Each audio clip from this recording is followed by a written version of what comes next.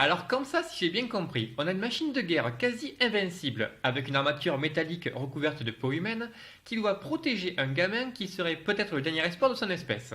Il va combattre une version améliorée de lui-même et finira par se sacrifier pour permettre à l'enfant de survivre. Et en plus, ça se passe en 2029. Et des fois, on se demande vraiment où ils vont chercher tout ça. I hurt myself today to see if I still feel. I focus on the pain, the only thing that's real. Salut à tous, aujourd'hui on va parler de Logan qui est à la fois le nouveau film Marvel, le nouveau X-Men, le dernier volet de la trilogie Wolverine et surtout c'est le premier film X-Men à être classé R aux USA, ce qui veut dire qu'il est interdit aux mineurs non accompagnés. Effectivement, le film est violent, très violent même, tellement violent qu'en Chine, là où j'habite, il a été charcuté par la censure. Et justement, ça m'a rappelé il y a 2 ans quand je suis allé voir Kingsman au cinéma, qui lui aussi avait été censuré. La fameuse scène de l'église, le massacre d'une église, avait été carrément retirée du film, et moi je l'ai vu que plus tard. Et alors que beaucoup de monde pense que c'est justement la scène culte, la meilleure scène du film, eh ben moi j'ai trouvé qu'on pouvait très bien s'en passer. J'en ai fait une vidéo pour expliquer pourquoi, et c'est comme ça que j'ai lancé ma chaîne il y a 2 ans. Pour en revenir à Logan, ce qui est intéressant, c'est que Logan est une adaptation du comics Old Man Logan de Frank Miller, ça c'est Sin City, de Mark Millar, à qui on doit justement Kingsman. Et ouais, le monde est petit. Du coup, je me suis posé la question, comme avec Kingsman, est-ce que la violence apporte réellement quelque chose à l'histoire, ou est-ce que c'est juste un procédé racoleur pour attirer en salle les foules en manque de gore décomplexé? Eh ben, c'est ce qu'on va voir. Bon, déjà, je ne fais pas d'illusions. Si Logan a été classé R, c'est surtout grâce au succès de Deadpool qui a cartonné au box-office malgré son contenu particulièrement controversé. Et d'ailleurs, c'est pas une coïncidence si dans la plupart des cinémas américains, le teaser de Deadpool 2 est projeté juste avant Logan. Mais en Chine, Deadpool, il est jamais sorti, justement à cause de son contenu jugé trop choquant. Du coup, pour les producteurs et distributeurs chinois, Marvel est toujours resté synonyme de divertissement bon public et de grosses recettes. Alors peu importe que James Mangold, le réalisateur et scénariste du film Logan, clame haut et fort que son film n'est pas pour les enfants, Logan est un film Marvel, Marvel remplit les caisses, on va tailler dans le gras, comme ça les petits enfants ils pourront aller voir le film et tout le monde sera content. Tout le monde il est content? Ben pas vraiment en fait, parce qu'il faut se poser la question, pourquoi Mangold a fait un film aussi violent? D'abord, comme je dis, c'est une adaptation d'un comics, et le comics lui-même est particulièrement sanglant et sordide, du coup ça respecte bien l'ambiance originale du comics. Mais ensuite, il voulait aussi faire plaisir aux fans en leur donnant ce qu'ils attendaient en termes de violence viscérale à l'écran. Parce que quand on a un héros qui a des griffes rétractiles à la place des poings, ben forcément ça laisse des traces. Et j'imagine que dans le film, des scènes de baston où Logan déchiquette ses ennemis à tour de bras, il y en a avoir un paquet. Parce que la censure chinoise a balancé un quart d'heure du film à la poubelle. Par comparaison, je rappelle que seule la scène de l'église avait été censurée dans Kingsman.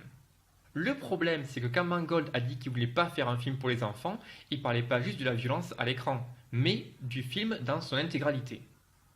X-Men ou pas, Mangold filme Logan comme un drame personnel et intimiste, qui joue sur un rythme lent, presque contemplatif, et prend le temps de creuser dans la psychologie de ses personnages.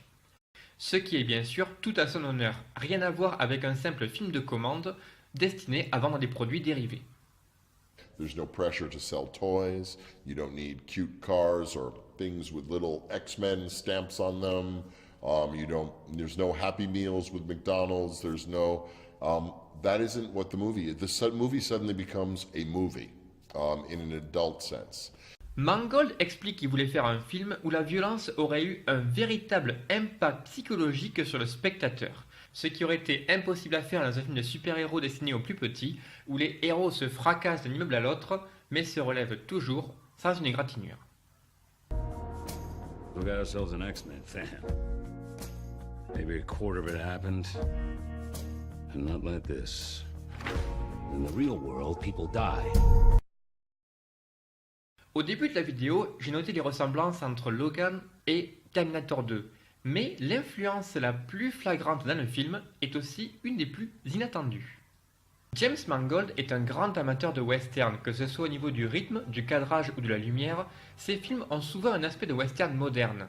Une des œuvres majeures qu'il a inspirées en tant que cinéaste, c'est Shane, ou L'homme des vallées perdues, un western de 1953 réalisé par George Stevens. Shane est un as de la gâchette qui erre sans but à travers les plaines de l'Ouest pour échapper à son passé violent. En se liant d'amitié avec une famille de pionniers, il apprend qu'ils sont menacés par un riche propriétaire qui cherche à s'accaparer leurs terres. Malgré ses efforts pour résoudre la situation de manière pacifique, Shane sera obligé de reprendre les armes pour leur venir en aide. C'est ce film que les héros de Logan regardent à la télé quand ils sont dans la chambre d'hôtel. Ce qui déjà n'a rien d'anodin. Mais en plus, quand le professeur Xavier dit que c'est un classique du cinéma, il faut bien sûr comprendre que c'est James Mangold lui-même qui s'exprime à travers le personnage pour prouver son admiration pour le film. Et par la suite, on retrouvera en filigrane tout au long de l'histoire des références à Shane dans le film Logan. Logan et Shane sont tous les deux des combattants hors pair, hantés par leur passé tragique et forcés à vivre en solitaire. Ils essaient tous les deux de renoncer à la violence, mais sont prêts à se sacrifier pour sauver une personne innocente. D'ailleurs, la scène où Logan prend la défense d'une famille de paysans contre une bande de brutes armés est pratiquement un copier-coller de l'intrigue de Shane. Shane a aussi marqué son époque par la représentation plus violente et choquante des impacts de balles et des coups de feu. La première fois qu'un homme est tué au revolver dans le film, il est littéralement projeté en arrière dans une flaque de boue. Lothar.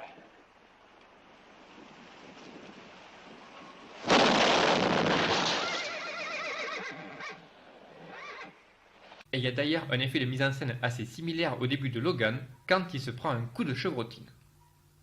À l'époque de Shane, ça a été une révolution parce que les spectateurs étaient habitués à des morts largement plus théâtrales. Du coup, on peut voir que Shane n'est pas juste un western mythique, c'est aussi un film qui a eu une forte influence sur la représentation graphique de la violence à l'écran et sa signification. Sam Peckinpah, le réalisateur de La Horde sauvage, dira plus tard: quand Jack Palance a tiré sur Elisha Cook Jr. dans Shane, les choses ont changé. À la fin de Logan, quand Laura se recueille sur la tombe de Logan, elle récite le fameux monologue qu'elle a entendu à la télé, dans Shane donc. Elle dit que savoir qu'on a tué quelqu'un, c'est quelque chose qui vous marque à jamais. C'est comme une brûlure au fer rouge. Il est impossible de s'en défaire, de retourner en arrière. À ce moment-là, le film nous invite à réfléchir sur la représentation de la violence à l'écran dans les films de super-héros en général, et comment, quand les personnages sont présentés de manière plus réaliste, ils peuvent en souffrir. Si le film se termine sur un gros plan de la tombe de Wolverine, et s'il n'y a aucune scène après le générique qui dévoile sa miraculeuse résurrection, c'est justement pour nous laisser seuls face à notre propre sentiment d'impuissance et de fatalité. Les conséquences de la violence sont réelles, et même les super-héros ont une fin. Alors par contre, si Hugh Jackman en a fini pour de bon avec Wolverine, moi je propose qu'on l'engage tout de suite pour qu'il bosse sur le film The Last of Us. Pour résumer, dans Kingsman, le gore c'est surtout du divertissement. La scène de l'église, qu'elle soit présentée de manière la plus choquante possible ou qu'elle soit juste retirée du film, elle apporte pas grand chose au reste de l'intrigue. Par contre, dans Logan, la violence sert autant l'histoire qu'elle colle au personnage. Logan est un héros dépressif et désabusé qui a souffert toute sa vie. La violence du film reflète ses états d'âme et la cruauté du monde qui l'entoure. La retirer, c'est toucher à l'essence même du personnage. Je suis malgré tout ravi d'avoir vu le film et j'ai hâte de le revoir en version intégrale, non censurée, pour en profiter enfin comme il se doit. C'est un film bourré de qualité qui donne un grand coup de pied dans la fourmilière des films de super-héros poétiquement corrects. Et j'espère que tout comme Shane avait ouvert la voie à des westerns plus réalistes, grâce à Logan, on a des projets de films de super-héros destinés à un public plus mature qui pourront voir le jour. Ironiquement, que ce soit Logan ou le récent Hacksaw Ridge, c'est souvent les films qui choquent le plus par leur violence extrême, qui sont aussi le plus efficaces pour la dénoncer.